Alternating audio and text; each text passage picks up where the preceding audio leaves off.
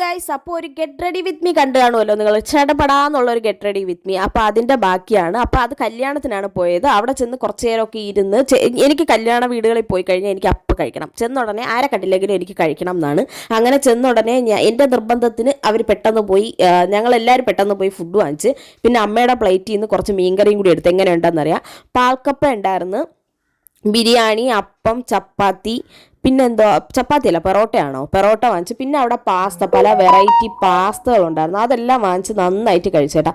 സമയം എടുത്ത് കഴിച്ച് എല്ലാം എനിക്കിഷ്ടപ്പെട്ട. പിന്നെ എനിക്ക് ചില എരിയൊന്നും എനിക്ക് അത്ര ഇഷ്ടമല്ല, എരിയൊന്നും എനിക്ക് കഴിക്കാൻ പറ്റില്ല. അപ്പോൾ എരി കുറഞ്ഞ സാധനങ്ങളാണ് ഞാൻ കൂടുതലെടുത്തത്. സാലഡൊന്നും എടുത്തില്ല.